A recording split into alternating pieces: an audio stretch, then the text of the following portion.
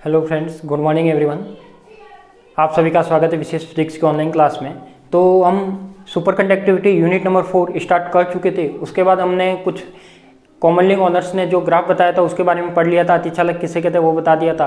उसके बाद experimental feature चल रहे थे अपने, उसमें अपने 3 प्रॉपर्टी पढ़ ली थी। कौन कौन सी? क्रिटिकल टेम्परेचर, क्रांतिक ताप, दीर्घ स्थायी धारा, और थर्ड पढ़ लिया था क्रांतिक चुंबकीय क्षेत्र। आज अपन नेक्स्ट 4th प्रॉपर्टी की बात करेंगे। तो 4th प्रॉपर्टी है आपके पास सामने माइजनर इफेक्ट। माइजनर इफेक्ट, अब ये माइजनर इफेक्ट क्या होता है? और नेक्स्ट प्रॉपर्टी है आपके पास soft and hard superconductor. तो दोनों की बात करेंगे आज। सबसे पहले तो माइनर इफेक्ट क्या होता है उसकी बात करते हैं। तो मान लिया कि माइनर इफेक्ट की बात करूं तो इसमें देखो आपके सामने 2 डायग्राम दिख रहे हैं, एक तो ये वाला और एक ये वाला। इन दोनों में डिफरेंस क्या दिख रहा है आपको कि इसका जो टेम्परेचर है वो क्या है आपका T क्या है, लेस देन TC है। यानी जो इसका टेम्परेचर होगा, मान लिया कि ऐसा कोई पदार्थ है जो बायोमैग्नेटिक फील्ड में मैं रखता हूँ, और यदि उसके टेम्परेचर की बात करूँ तो उसका टेम्परेचर क्या है, क्रांतिक ताप से कम है। जब ये ताप होता है वो क्रांतिक ताप से कम होता है। तो और यहाँ पे मैं क्या कर रहा हूँ, यहाँ पे देखो, यहाँ पे यदि ऐसा प्रभाव मानूं, माइनर इफेक्ट किसे कहते हैं पहले तो वो मैं आपको बता देता हूँ कि जब कोई ऐसा पदार्थ जिसको मैं किसी बायोमैग्नेटिक फील्ड में रखूँ, बायोमैग्नेटिक फील्ड यानी BA, ठीक है, और उसमें यदि टेम्परेचर कितना करूँ, क्रांतिक ताप से कम करूँ, क्या करूँ, क्रांतिक ताप से कम करूँ, तो वहाँ से क्या होगी, चुंबकीय बल रेखा जो भी होगी वो क्या होगी, उसके बाहर की ओर विस्थापित हो जाती है। यानी ये देखो, कोई मैंने क्या रखा था, यहाँ पे कोई मैग्नेटिक फील्ड लगा हुआ है, और यहाँ पे जब यदि मैं चुंबकीय बल रेखा की डायरेक्शन शो करूंगा तो चुंबकीय बल रेखा इसके अंदर से ना होते हुए कहाँ से जाएगी, बाहर से जाएगी। क्यों? क्योंकि अंदर वाला तो क्या शो कर रहा है, यहाँ पे चुंबकीय प्रेरण को शो कर रहा है। चुंबकीय प्रेरण कितना शो कर रहा है, B = 0। तो जब मैं कहता हूँ कि यदि किसी ताप या कोई ऐसा ताप जिसका मान क्रांतिक ताप से कम हो तो वहां पर चुंबकीय बल रेखा क्या हो जाती है, बाहर की ओर विस्थापित हो जाती है। ये वाली जो रेखाएं आ रही थी, जानी इसके अंदर से चाहिए थी पर इसके अंदर से न गई, वो कहाँ से हो गई, बाहर की ओर विस्थापित हो गई। बाहर की ओर किस वजह से विस्थापित हुई, ये हुई अपना जो अतिचालक पदार्थ का गुणधर्म है उसकी वजह से। तो अतिचालक पदार्थ का गुणधर्म क्या कहता है कि उसका चुंबकीय प्रेरण का B होता है वो क्या होता है, 0 होता है। क्योंकि आप जानते हो अतिचालक पदार्थ का गुणधर्म कैसे, जब अपन TC से कम ताप पर होता है, तो जब क्रांतिक ताप से कम ताप की बात करते हैं तो वह पदार्थ कैसा रहता है, अतिचालक अवस्था में रहता है। और अतिचालक अवस्था में रहता है इसका मतलब सुपर कंडक्टिविटी में रहता है। सुपर कंडक्टिविटी में रहने का मीनिंग है कि जो भी चुंबकीय बल रेखाएं आएगी वो कहां से जाएगी, उसके आसपास घूम के जाएगी, उसके पड़ोस से जाएगी, बट उसके अंदर से नहीं जा सकती। ये वाली कंडीशन आप याद रखना कि माइनर इफेक्ट किसे कहते हैं कि जो भी चुंबकीय बल रेखाएं होती है क्रिटिकल टेम्परेचर से कम ताप पर वो क्या होती है, बाहर की ओर विस्थापित हो जाती है। तो यही प्रभाव जो शो करता है, ये प्रभाव शो करता है, यही आपका क्या कहलाता है, माइनर इफेक्ट कहलाता है, माइनर प्रभाव कहलाता है। समझ में आ गया होगा आपको कि क्रिटिकल टेम्परेचर से कम ताप की यदि मैं बात करूं और वहां पर क्या हो, जो चुंबकीय बल रेखा है बाहर की ओर विस्थापित हो जाती है, उसके आसपास से जाए, इसके अंदर से नहीं जाएगी, इसके टच होते हुए नहीं जाएगी, कहां से जाएगी, बाहर से जाएगी। तो बाहर से जाएगी तो ये इफेक्ट क्या कहलाएगा, माइनर इफेक्ट कहलाएगा। और जब ये माइनर इफेक्ट जब बाहर से जाएगी इसका मतलब इसके अंदर तो चुंबकीय प्रेरण कितना होगा, 0। क्यों? क्योंकि ये क्या है आपका एक चुंबकीय बल रेखा है वो बाहर से जा रही है, इसका मतलब इसके अंदर मैग्नेटिक फील्ड का तो कोई भी इफेक्ट नहीं आ रहा। इसका मतलब जो अंदर जो चुंबकीय प्रेरण होगा वो कितना होगा, 0 होगा। तो देखो यहाँ पे मैंने एक डायग्राम तो ये बनाया है, दूसरा डायग्राम क्या बनाया है, यदि टेम्परेचर क्या हो, क्रिटिकल टेम्परेचर से ज़्यादा हो, और आप जानते हो कि जब कोई ताप होता है वो क्रिटिकल टेम्परेचर से ज़्यादा होता है, तो उसका मीनिंग क्या होगा कि वहाँ पे वो पदार्थ सुपर कंडक्टर रहेगा क्या, नहीं रहेगा। आप जानते हो, पहले ही अपन पढ़ चुके हैं कि ताप यदि क्रांतिक ताप से ज्यादा हो तो वो क्या करेगा, सामान्य चालक की अवस्था में की तरह व्यवहार करेगा, सामान्य कंडक्टर बन जाएगा, वो सुपर कंडक्टर नहीं रहेगा। तो इस तरीके से कह सकते हैं कि इसमें क्या होगा, इसके B = 0 होगा। क्यों? जब ये सुपर कंडक्टर ही नहीं है, जब सुपर कंडक्टिविटी शो नहीं करता तो इसका मतलब ये जो चुंबकीय बल रेखा वो कहाँ से जाएगी, इसके अंदर से जाएगी। और जब ये अंदर से जाएगी इसका यानी B का मान कुछ ना कुछ होगा, तो B = क्या होगा, 0। तो ये वाला क्या शो कर रहा है, माइनर इफेक्ट को शो नहीं करता, और ये वाला क्या शो कर रहा है, माइनर इफेक्ट को शो कर रहा है। अब मैं इसमें देखो यहाँ पे यदि मैं बात करता हूँ कि टेम्परेचर क्या लिया मैंने, T TC लिया। क्या लिया मैंने, T<TC लिया। तो ये क्या बता रहा है, जब T<TC लिया इसका मतलब क्रांतिक टेम्परेचर से कम ताप लिया। आप जानते हो उसके लिए B कितना आया आपका, 0। तो B कितना आ गया, 0। अब आप ये रिलेशन जानते हो, इलेक्ट्रोडायनेमिक्स में या इलेक्ट्रोमैग्नेटिक में पढ़ा होगा। B क्या है आपका, चुंबकीय प्रेरण। BA क्या है आपका, बताओ BA क्या है, बाह्य चुंबकीय क्षेत्र। B0 कोई भी चुंबकीय पारगम्यता जिसे बोलते हैं, और M क्या है यहाँ पे, मैग्नेटिक इंटेंसिटी बोलते हैं जिसे। और यहाँ पे जब मैं क्या करता हूँ, जब B इज इक्वल टू 0 यानी ये चुंबकीय प्रेरण का मान कितना देता है, 0 देता है। जब ये 0 हो गया मतलब ये पूरा 0 के इक्वल होगा। तो जब ये B की वैल्यू क्या है, यहाँ पे 0 है, तो B A is equal to क्या हो जाएगा, माइनस का म्यू नॉट M, क्या हो जाएगा, माइनस का म्यू नॉट M। और हम जानते हैं कि जब ये अतिचालक अवस्था में रहता है, जब ये वाला माइनर प्रभाव शो करता है, इसका मतलब वहाँ पे जो उसकी चुंबकीय प्रवृत्ति होगी, तो चुंबकीय प्रवृत्ति 3 टाइप की होती है, लो चुंबकीय, प्रतिचुंबकीय और अनुचुंबकीय। ये इसके अपन दूसरे चैप्टर में पढ़ेंगे। तो कौन कौन सी, प्रतिचुंबकीय, लो चुंबकीय और अनुचुंबकीय, 3 टाइप की प्रकृति होती है। तो इसमें जो मैग्नेटिक सस्पेंटिबिलिटी जिसे बोलते हैं इंग्लिश में, चुंबकीय पारगम्यता, मैग्नेटिक सस्पेंटिबिलिटी बोलते हैं साई, तो उसका मान कितना आता है आपके पास, मैग्नेटिक सस्पेंटिबिलिटी, उसका मान कितना आता है आपके पास, म्यू नॉट M अपॉन में B है, तो रिजल्ट कितना आएगा आपका -1। और यहाँ से आपको पता लगेगा कि ये किसकी तरफ व्यवहार कर रहा है, ये प्रतिचुंबक की बातें व्यवहार कर रहा है। क्यों, क्योंकि इसका जाई का मान कितना आया है, -1 आया है। और ये अपन को यहाँ से ही पता लगेगा कि ये किसकी तरफ व्यवहार करेगा, प्रतिचुंबक की बातें व्यवहार करेगा। सेम इसमें यदि देखें तो इसमें तो क्या था, B नॉट इक्वल टू 0, तो इसका मतलब तो इसका जो रिजल्ट है वो ये का यही रहेगा। तो ये रिजल्ट ये का यही लिख दिया, ठीक है। तो यही आपका जो इफेक्ट कहलाता है, जो ये वाला डायग्राम का कंसेप्ट है, यही आपका क्या कहलाता है, माइजनर इफेक्ट कहलाता है। क्या कहलाता है, माइजनर इफेक्ट कहलाता है। एक तो ये समझ लो। अब आते हैं अपन दूसरे वाले पे। तो या तो पहले आप माइजनर इफेक्ट लिख लो, फिर अपन दूसरा वाला समझते हैं। तो पहले माइजनर प्रभाव लिख लो आप, लगाओ नेक्स्ट पॉइंट, माइजनर प्रभाव। और इसमें लिखूं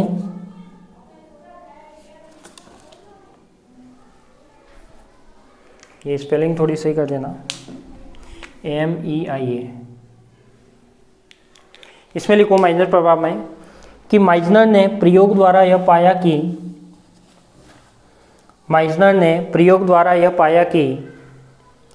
जब अतिचालक पदार्थ को बाह्य चुंबकीय क्षेत्र में रखकर, माइजनर ने प्रयोग द्वारा यह पाया कि जब अतिचालक पदार्थ को बाह्य चुंबकीय क्षेत्र में रखकर क्रांतिक ताप से कम ताप पर ठंडा करते हैं।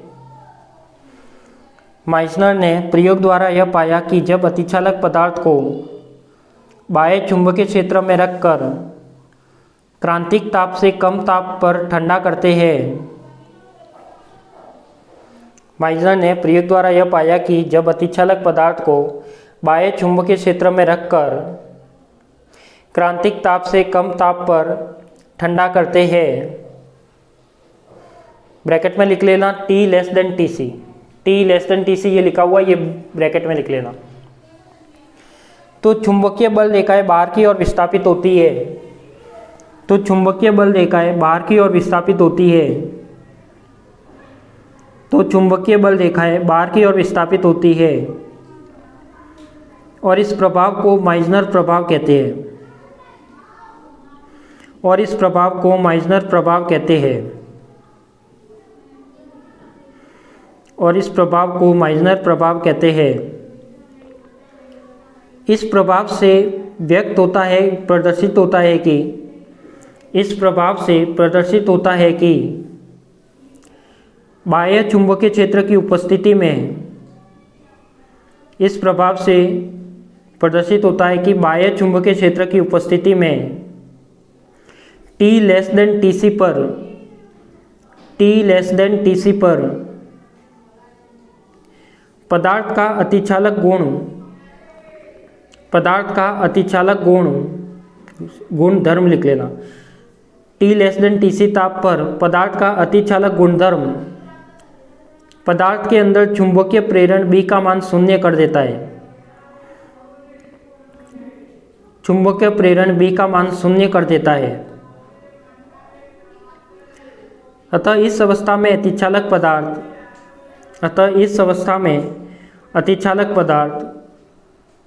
प्रतिचुंबक की तरह व्यवहार करता है। अतः इस अवस्था में अतिचालक पदार्थ प्रतिचुंबक की तरह व्यवहार करता है। अतः इस अवस्था में अतिचालक पदार्थ प्रतिचुंबक की तरह व्यवहार करता है।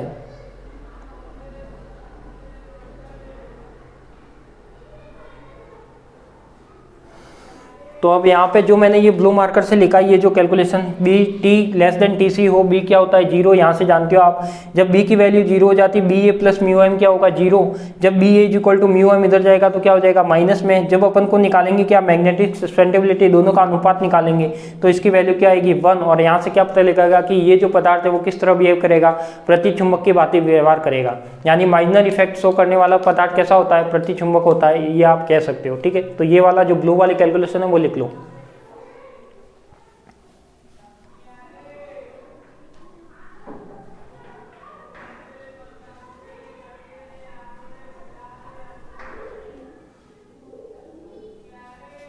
जो ये ब्लू मार्कर से लिखा हुआ दिख रहा है वो आप लिख लीजिए।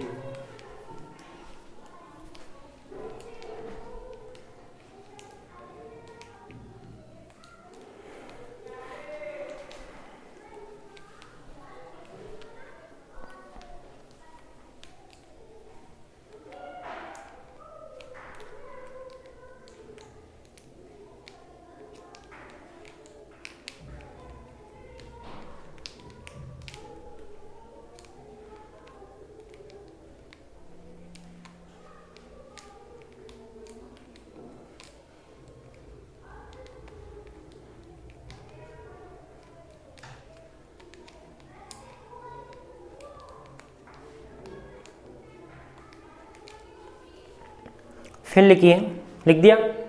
इसके बाद लिखिए, अतः पदार्थ पूर्ण रूपेण प्रतिचुंबक की तरह व्यवहार करता है। अतः पदार्थ पूर्ण रूप से प्रतिचुंबक की तरह व्यवहार करता है। अतः पदार्थ पूर्ण रूप से प्रतिचुंबक की तरह व्यवहार करता है। फिर नई लाइन से लिखना, जबकि T ग्रेटर देन TC पर, ये वाला केस लिख रहे हो, जबकि T ग्रेटर देन TC पर चुंबकीय बल रेखाएं अंदर से गुजरती है, जबकि T ग्रेटर देन TC पर चुंबकीय बल रेखाएं अंदर से गुजरती है,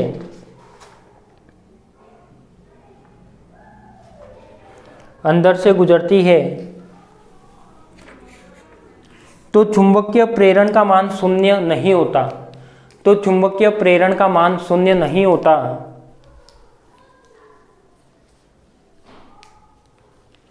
तो चुंबकीय प्रेरण का मान शून्य नहीं होता यदि सामान्य ताप पर, यदि सामान्य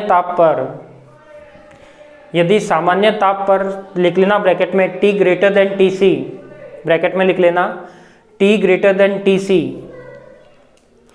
किसी अतिचालक पदार्थ पर बाह्य चुंबकीय क्षेत्र BA आरोपित किया जाए,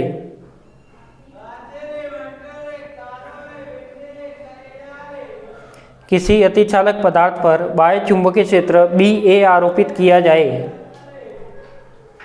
किसी अतिचालक पदार्थ पर बाह्य चुंबकीय क्षेत्र BA आरोपित किया जाए, तो पदार्थ में कुल चुंबकीय प्रेरण ये होगा B is equal to BA plus mu naught M, ये वाला लिख लो।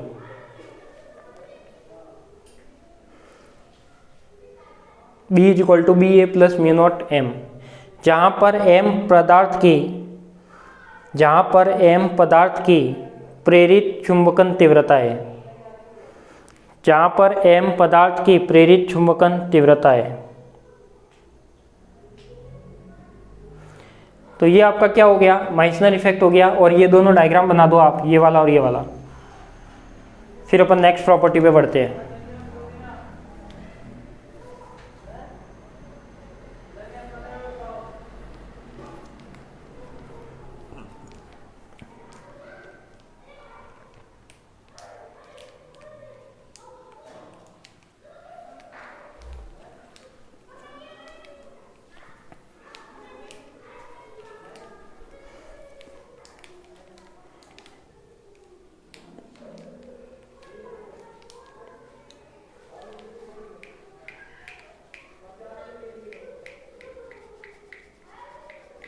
दोनों डायग्राम बना देना, उसके नीचे ही टेम्परेचर शो कर लेना कि ये क्या है, T लेस देन TC है, ये T ग्रेटर देन TC। ठीक है,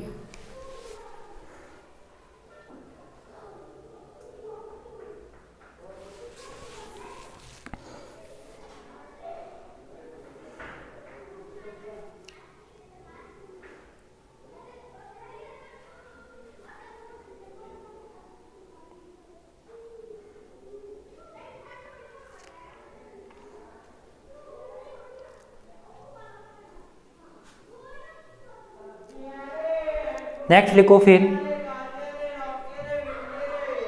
नेक्स्ट प्रॉपर्टी लिखो,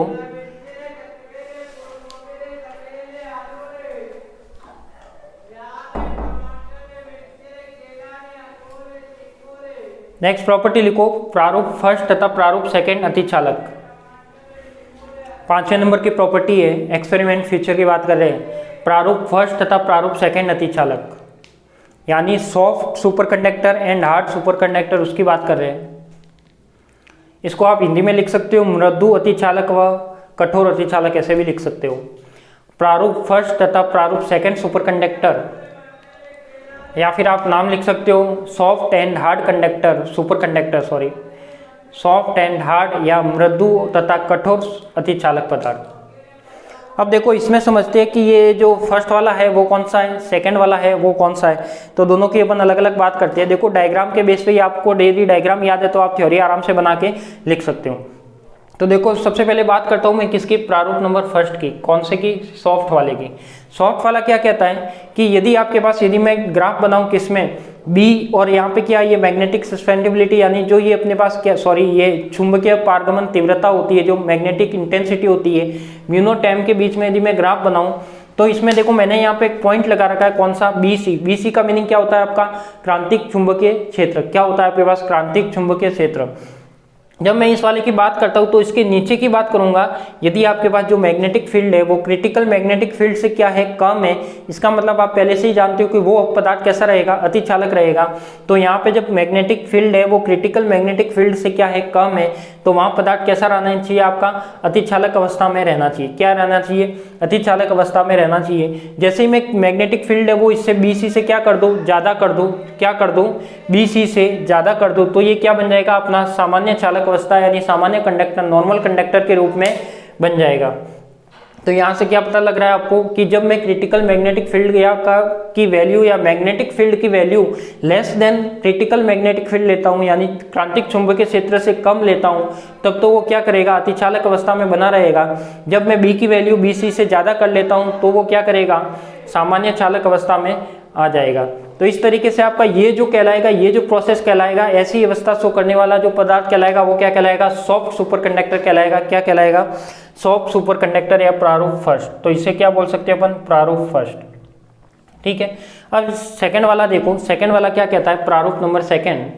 तो ये सेकंड वाला कहलाता है, हार्ड भी कहलाता है, कठोर भी कहलाता है, और प्रारूप सेकंड भी कहलाता है। इसमें क्या होगा, सेम यही कंसेप्ट है। अब इसमें डिफरेंस क्या आएगा, यहाँ पे BC के मान आपके पास दो आ जाएंगे। कौन कौन से, एक तो BC1 और एक कौन सा, BC2।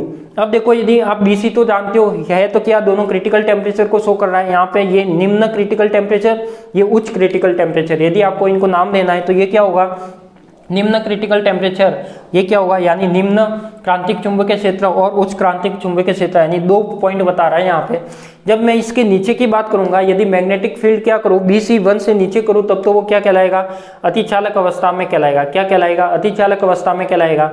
यदि मैं मान BC1 से BC2 के बीच में रखूं, यानी जो B का मान है, जो मैग्नेटिक फील्ड का मान है वो क्या है, BC1 से BC2 के बीच में रखूं, तब वो क्या कहलाएगा, मिश्रित अवस्था में कहलाएगा, मिक्स्ड स्टेट में कहलाएगा। ना नॉर्मल सुपर कंडक्टर बनेगा, ना प्योर सुपर कंडक्टर बनेगा, वो दोनों की बीच की स्टेट होगी। और कोई भी पदार्थ होता है वो आप जानते हो कि वो कभी भी प्योर सुपर कंडक्टर भी नहीं हो सकता और प्योर नॉर्मल भी नहीं हो सकता, उसमें मिक्स्ड में ही अधिकतर पदार्थ आपको मिलेंगे। तो मैंने क्या किया, यहाँ पे जो प्रारूप सेकंड है या हार्ड वाला है, उसको कैसे डिफाइन किया कि BC1 से यदि कम है मैग्नेटिक फील्ड का मान या B का मान, तो क्या होगा, अतिचालक अवस्था में रहेगा, सुपर कंडक्टर में रहेगा। यदि मान BC1 से BC2 के बीच में है तो वो क्या रहेगा, मिश्रित में रहेगा।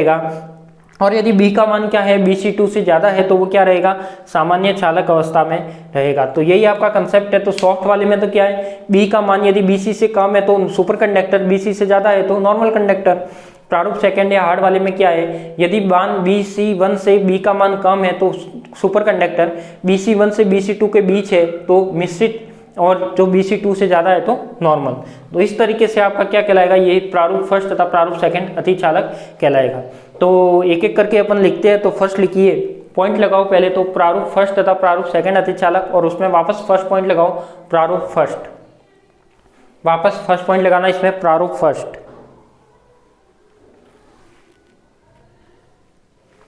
फिर लिखिए इसमें प्रारूप फर्स्ट में लिखिए, वे अतिचालक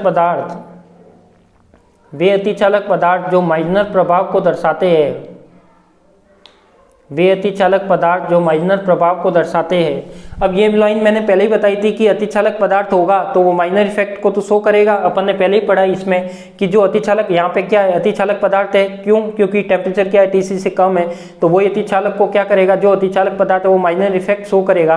तो देखो वो यहाँ भी शो करेगा और यहाँ भी शो करेगा, तो जो अतिचालक पदार्थ है ये फिक्स है कि माइनर प्रभाव शो करेगा। तो यहाँ पे लिखो प्रारूप फर्स्ट में, वे अतिचालक पदार्थ जो माइनर प्रभाव को दर्शाते हैं, वे अतिचालक पदार्थ जो माइनर प्रभाव को दर्शाते हैं प्रारूप फर्स्ट या मृदु अतिचालक कहलाते हैं। वे अतिचालक पदार्थ जो माइनर प्रभाव को दर्शाते हैं प्रारूप फर्स्ट या मृदु अतिचालक कहलाते हैं। वे अतिचालक पदार्थ जो माइनर प्रभाव को दर्शाते हैं प्रारूप फर्स्ट या मृदु अतिचालक कहलाते हैं। अतिचालक तत्व देखो मैंने एग्जांपल लिख करके बोर्ड पे Al, Sn, Zn व Hg। अतिचालक तत्व Al, Sn, Zn व Hg प्रारूप फर्स्ट में ही आते हैं, प्रारूप फर्स्ट में ही आते हैं, प्रारूप फर्स्ट में ही आते हैं। इस प्रारूप के अतिचालकों का क्रांतिक ताप व क्रांतिक चुंबकीय क्षेत्र कम होता है। इस प्रारूप के अतिचालकों का क्रांतिक ताप व क्रांतिक चुंबकीय क्षेत्र कम होता है। इस प्रारूप के अतिचालकों का क्रांतिक ताप व क्रांतिक चुंबकीय क्षेत्र कम होता है। इस कारण इनका तकनीकी उपयोग कम होता है। इस कारण इनका तकनीकी उपयोग कम होता है। इस कारण इनका तकनीकी उपयोग कम होता है। अब आप ये दोनों डायग्राम बना दीजिए, एक ये वाला और एक ये वाला, दोनों डायग्राम बना दो।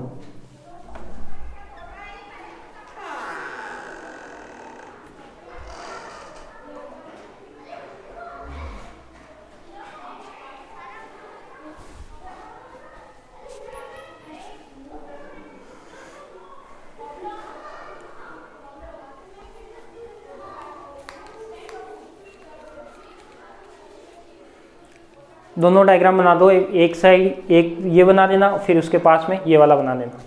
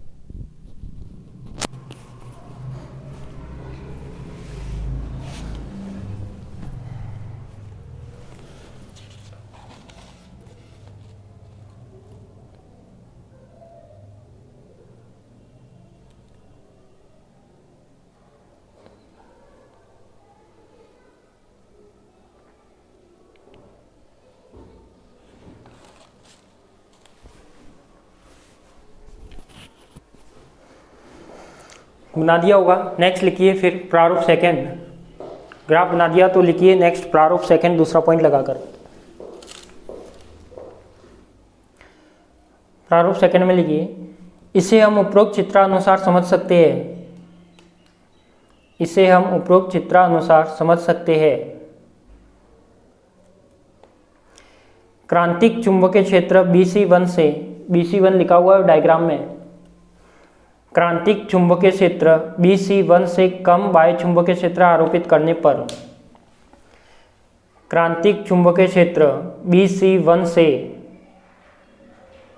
क्रांतिक चुंबकीय क्षेत्र BC1 से कम बाह्य चुंबकीय क्षेत्र आरोपित करने पर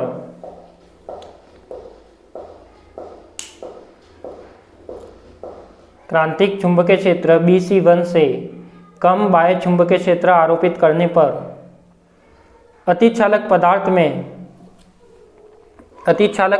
में चुंबकीय बल रेखाएं बाहर की ओर विस्थापित होती है।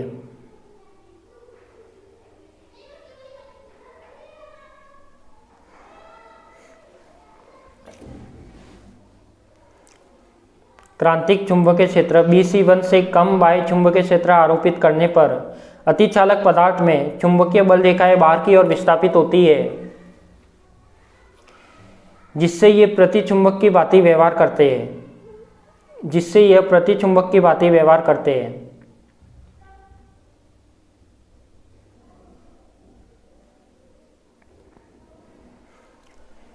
फिर नई लाइन से लिखना, और BC1 से अधिक चुंबकीय क्षेत्र आरोपित करने पर BC1 से अधिक चुंबकीय क्षेत्र आरोपित करने पर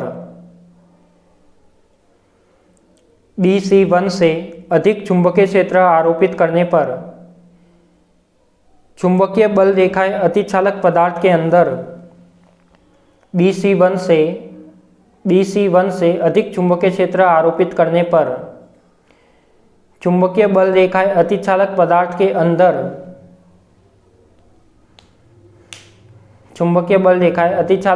के अंदर भेदन करना प्रारंभ कर देती है। भेदन यानी अंदर से जाना, भेदन करना प्रारंभ कर देती है।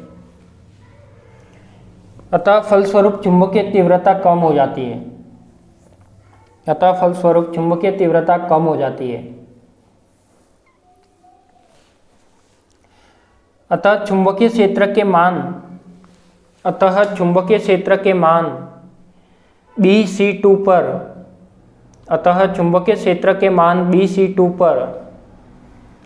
अतिचालक पदार्थ सामान्य चालक अवस्था में आ जाता है। चुंबकीय क्षेत्र के मान BC2 पर अतिचालक पदार्थ सामान्य चालक अवस्था में आ जाता है। इस प्रकार व्यवहार करने वाले अतिचालक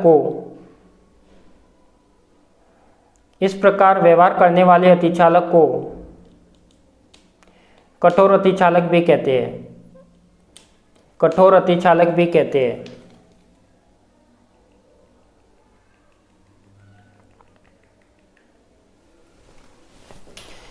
नई लाइन से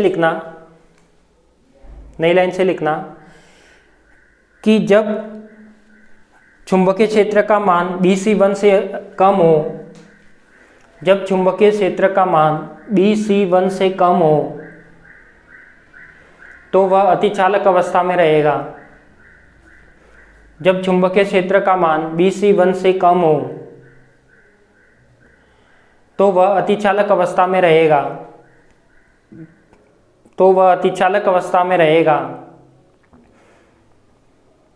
तथा माइनर प्रभाव शो करेगा या माइनर प्रभाव व्यक्त करेगा।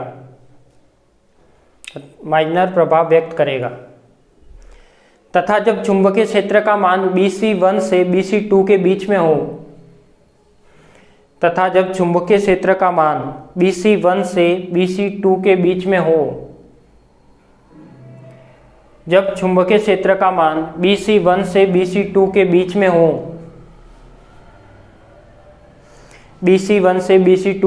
में हो, तब वह मिश्रित अवस्था में रहेगा।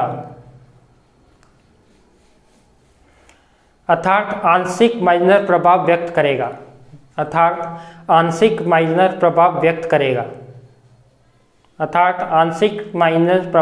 करेगा।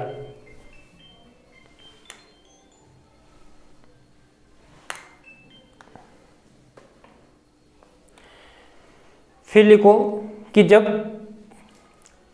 चुंबकीय क्षेत्र का मान BC2 से ज़्यादा हो, जब चुंबकीय क्षेत्र का मान BC2 से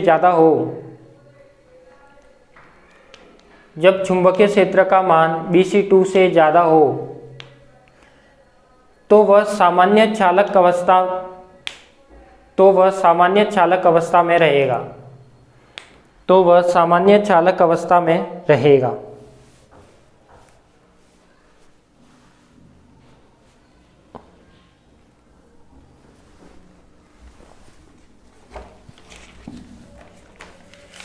तो अपन ने दो प्रॉपर्टी पढ़ी, एक तो माइनर प्रभाव, एक पढ़ ली प्रारूप फर्स्ट तथा सेकंड।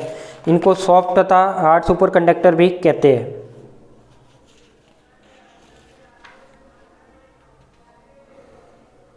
अब नेक्स्ट लगाओ, या नेक्स्ट अपन इसमें तो नहीं करेंगे क्योंकि इसमें करेंगे तो थोड़ा लेंथी बन जाएगा। तो आज की क्लास को तो अपन यही स्टॉप करते हैं, फिर अपन इसकी जो नेक्स्ट प्रॉपर्टी है वो आगे वाले क्लास में देखेंगे, ठीक है। तो ये आपकी दो प्रॉपर्टी हो गई, एक तो माइनर प्रभाव और एक प्रारूप फर्स्ट तथा सेकंड। एग्जाम में कई बार डायरेक्ट बड़े क्वेश्चन आता है तो डायरेक्ट पूछ लिया जाता है कि सुपर कंडक्टिविटी की एक्सपेरिमेंटल फीचर्स लिखो। अगर वो नहीं पूछता तो वो अलग से टॉपिक देके पूछता है कि माइनर प्रभाव क्या होता है, प्रारूप फर्स्ट तथा प्रारूप सेकंड क्या होता है, क्रांतिक ताप से आप क्या समझते हो, क्रांतिक मैग्नेटिक फील्ड से क्या समझते हो, दीर्घस्थायी धारा से आप क्या समझते हो, ठीक है। तो आज के लिए इतना ही, मिलते हैं अपन नेक्स्ट क्लास में। इसकी दो तीन प्रॉपर्टी और बच रही है, एक तो एंट्रोपी है, उष्माधारिता है, चालकता है, तो उन एंट्रोपी को करेंगे, ठीक है। तो आप सभी को धन्यवाद।